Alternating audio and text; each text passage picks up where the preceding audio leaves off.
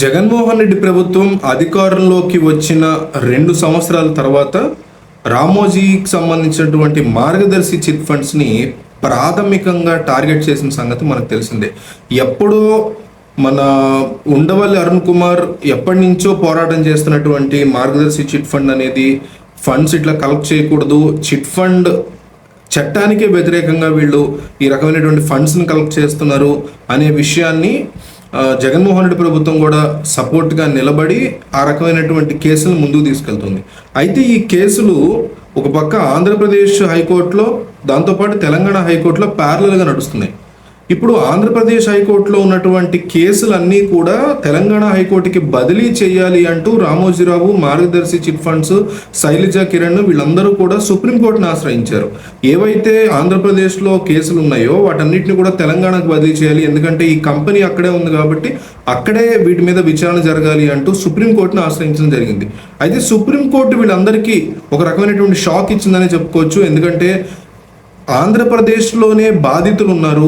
Complaint ఇచ్చిన వాళ్ళు 120 మంది కూడా ఆంధ్రప్రదేశ్లో ఉంటే ఆంధ్రప్రదేశ్ హైకోర్టులో కాకుండా తెలంగాణలో ఎట్లా విచారణ చేయమని మీరు అడుగుతారు? ఇది సాధ్యమైనటువంటి పని కాదు. మీరు అడుగుతుంది కరెక్ట్గా లేదు.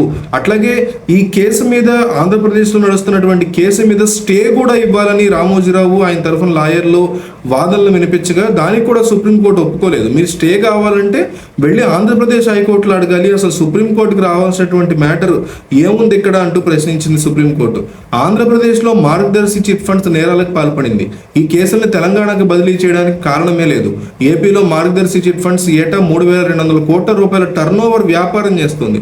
ఏపీలో 3,200 కోట్లకు సంబంధించినటువంటి టర్న్ ఓవర్ వచ్చేంత వ్యాపారాన్ని ఆంధ్రప్రదేశ్లో చేస్తూ వీళ్ళ మీద కేసులు పెట్టాల్సి వస్తే ఆ కేసులు తెలంగాణకు సంబంధించినటువంటి హైకోర్టులో పెట్టమని మార్గదర్శి చిట్ ఫండ్స్ కోరుతుందంటే, అంటే వ్యవస్థలను మేనేజ్ చేయగలుగుతాం మేము కొన్ని చోట్ల, అయితే కొన్ని చోట్ల చేయలేము మేము, అందువల్ల మాకు హెల్ప్ చేయండి, ఇక్కడ జగన్ ఉన్నాడు, అక్కడైతే మాకు కావాల్సినటువంటి వ్యక్తులు ఉన్నారు అని ఇండైరెక్ట్గా సుప్రీంకోర్టును అడుగుతున్నట్టు ఉంది రామోజీరావు గారు.